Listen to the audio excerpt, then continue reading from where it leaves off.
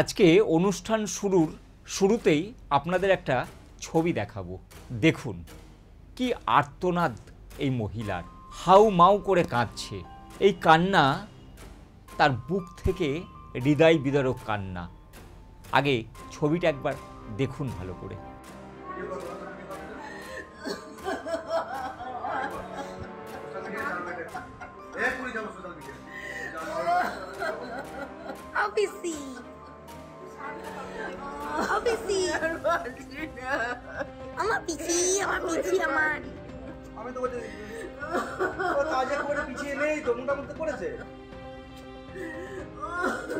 দেখলেন কেন এইভাবে কাঁদছে? কারণ এসআইআর পারছেন না, এসআইআর কাজ সামলাতে পারছেন না, হাউ মাউ করে কাঁদছেন। এর পরিণতি কি হতে পারে? আতঙ্কে ভয়ে শেষ সিদ্ধান্ত যদি নিয়ে ফেলেন, তাহলে ইলেকশন কমিশন জবাব দিতে পারবেন তো? এসআইআর চলছে রাজ্য জুড়ে। মাত্র 3 মাসের মধ্যে সব কাজ তুলে নিতে হবে। কি কাজ? 3 বার করে বাড়ি বাড়ি যাওয়া, ভোটারদের থেকে সেই ফর্ম সংগ্রহ করে নিয়ে আসা, সেই ফর্ম আবার তাকে আপডেট করতে হবে। অর্থাৎ এই ফর্মের সামগ্রিক দায়িত্ব পালন করতে হবে বিএলওকে, এবং এই বিএলওকে তার সামগ্রিক দায়িত্ব পালনের পাশাপাশি কোনো ভুল ত্রুটি যেন না থাকে তা নিশ্চিত করতে হবে। রাজ্য জুড়ে কি শুরু হয়েছে? যে এসআইআর, রাজ্য জুড়ে বিশেষ নিবিড় সংশোধন ভোটার তালিকার শুরু হয়েছে। ফলে গোটা রাজ্যে প্রায় 8 কোটির মতো ভোটার রয়েছে পশ্চিমবঙ্গে। সেই সব ভোটারদের ভোটার তালিকায় নতুন করে সংশোধন, পরিমার্জন, বিয়োজন, এই সামগ্রিক প্রক্রিয়াটা চলছে। সুতরাং বিএলওদের দায়িত্ব, তাদের কর্তব্য একটা বড় ভূমিকা গ্রহণ করেছে। বাদ সাধছে বিএলওদের ডাটা এন্ট্রির কাজে। অভিযোগ যেটা উঠছে, যখন তাদের প্রশিক্ষণ দেওয়া হয়েছিল তখন এই ডাটা এন্ট্রির কথা বলা হয়নি। তবে তাদের পরবর্তীতে নির্বাচন কমিশন তাদেরকে নির্দেশ দিয়েছে যে শুধুমাত্র এই ফর্ম বাড়ি বাড়ি পৌঁছে দেওয়া, তা সংগ্রহ করে এনে কমিশনে জমা দেওয়াটাই তাদের কাজ শেষ হয়ে যাচ্ছে না, সেই ডাটা তাদেরকেই এন্ট্রি করতে হবে। আজকে কারা বিএলওর দায়িত্বে আছে, কারা এই দায়িত্ব পালন করছেন? নির্বাচন কমিশন এই দায়িত্ব দিয়েছে সরকারি কর্মচারীদের। তাদের কেউ স্কুল শিক্ষক শিক্ষিকা, তাদের মধ্যে কেউ আছেন অঙ্গনওয়াড়ি কর্মী বা পঞ্চায়েত দপ্তরে কাজ করেন এমন অনেক কর্মী, তারা এই বিএলওর দায়িত্ব পালন করছে। ব্লক লেভেল অফিসার, তাদের পরিচয়। একজন অঙ্গনওয়াড়ি কর্মী বা একজন স্কুল শিক্ষক, তাদের দায়িত্ব কি? তাদের দায়িত্ব ছাত্রছাত্রীদের, পড়ুয়াদের শিক্ষা দান করা। সেই দায়িত্বটা তারা যথাযথভাবে পালন করেন এবং তাদের দায়িত্ব সেটাই। আমরা সোশ্যাল মিডিয়াতে কি দেখছি? কিছু ইউটিউবার বা কিছু মানুষ যারা বিকৃত মনস্কা, তারা ঠাট্টা করছে এদের এই কাজ নিয়ে। বিএলওর মতো দায়িত্ব একটা কঠিন দায়িত্ব। সেই দায়িত্ব প্রত্যেকটা বাড়ি বাড়ি পৌঁছতে হবে। একটা বুথে কম করে 1200 থেকে 1500 ভোটার, প্রত্যেক বাড়িতে প্রত্যেক ভোটারের ফর্ম পৌঁছে দিতে হবে, তা সংগ্রহ করে নিয়ে আসতে হবে, 3 বার করে এক বাড়িতে যেতে হবে। গুরু দায়িত্ব। সেই শিক্ষকদের বা যারা পঞ্চায়েত কর্মী বা সরকারি অন্যান্য দপ্তরে চাকরি করেন, যারা এই বিএলওর দায়িত্ব পালন করছেন, তাদের নিয়ে সোশ্যাল মিডিয়ায় নানা ধরনের ব্যঙ্গাত্মক মন্তব্য, তাদেরকে আক্রমণ নানাভাবে চলছে। আমার প্রশ্ন, এটা কি তারা প্রত্যাশা করেন? একজন শিক্ষক, তিনি নিয়মিত স্কুলে যান, ছাত্রছাত্রীদের পড়ান, তাদেরকে মানুষের মতো মানুষ করে তোলার গুরু দায়িত্ব পালন করেন।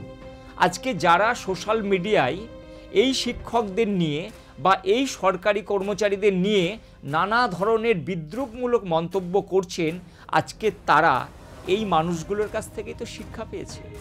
আজকে সেই শিক্ষক বা সেই শিক্ষিকা বা সেই বিএলও যিনি যে পেশার সঙ্গে যুক্ত, সেই পেশার জন্যই তো তিনি চাকরি পেয়েছিলেন। তিনি কি ফাঁকি দিচ্ছেন না ফাঁকি দিচ্ছেন সেটা তিনি, যিনি তাকে বিদ্রূপ করছেন, তিনি জানেন। আজকে সোশ্যাল মিডিয়া জুড়ে বলা হচ্ছে, এমন অনেক ব্যক্তি বলছেন যে সারা বছর ধরে ফাঁকি দিয়ে দিয়ে যখন কাজ করতে হচ্ছে তখন তারা চাপে পড়ে যাচ্ছেন, চাপে পড়ে আত্মহত্যার নাটক শোনাচ্ছেন, চাপে পড়ে গিয়ে এ ধরনের কথার কথা আত্মঘাতী হচ্ছেন, নাকি টোটালটাই বানানো। এটা কি প্রত্যাশা করেন একজন এসআইআর কর্মী যিনি বিএলওর দায়িত্ব পালন করছেন? প্রত্যেকের এই ডাটা এন্ট্রির কাজটা পারবেন, এটা কোন বাইবেলে লেখা আছে না কোন গীতায় লেখা আছে? একজন শিক্ষক তিনি ছাত্র পড়াবেন, বা একজন পঞ্চায়েত কর্মী তিনি পঞ্চায়েতের তার দায়িত্বে থাকা কাজটি যথাযথভাবে পালন করবেন, সেই কাজের জন্যই তিনি গভর্নমেন্টের কাছ থেকে বেতন পান, সেটা তার প্রাপ্য। আজকে সেই কর্মীদের নিয়ে, সেই মানুষগুলোকে নিয়ে যখন সোশ্যাল মিডিয়ায় কেউ কেউ তাদের বিদ্রূপ করে, তাদের সমালোচনা করেন, তাদের সম্পর্কে নোংরা নোংরা কথা বলেন, সেই কথাটা শোনার জন্য কি তারা? আজকে তারা যে দায়িত্বটা পালন করছেন, নিজের যে ডিউটি, সেই নিজের ডিউটি পালন করার পর তিনি এই এসআইআরের কাজ করছেন, নির্বাচন কমিশনের এই ভোটার তালিকা সংশোধন পরিমার্জন, এই সামগ্রিক কাজ তারা করছেন। তারা একবারও বলেননি এই কাজ তারা করবেন না। তারা বলেছিলেন কি, তাদের উপযুক্ত সময় দেওয়া হোক। 3 মাসের মধ্যে কেন গোটা প্রক্রিয়া শেষ করতে হবে?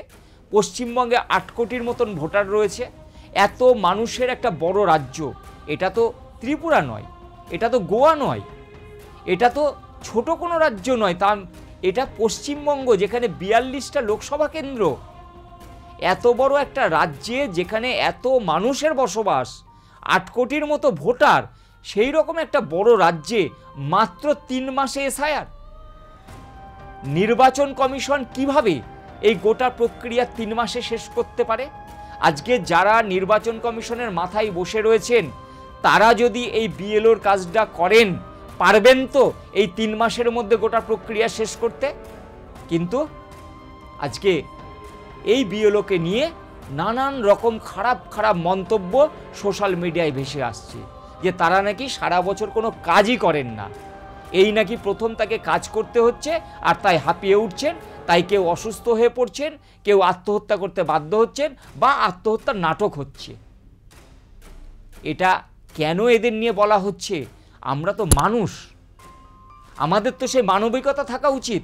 আজকে যারা এই মানুষগুলোকে নিয়ে এই সমালোচনামূলক মন্তব্য করছি, আমরা কি বুকে হাত দিয়ে বলতে পারি যে আমরা সঠিক কাজ করছি তাদের নিয়ে সমালোচনা করে?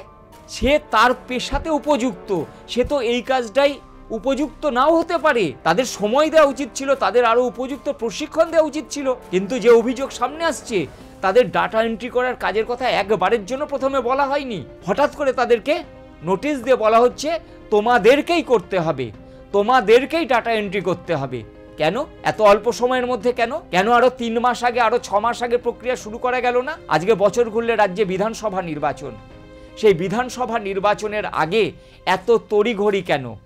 তাহলে যে অভিযোগটা উঠে আসছে, সেই অভিযোগটাই কি সত্যি যে পিছন থেকে কলকাঠি নাড়ছে কেন্দ্রের শাসক দল বিজেপি?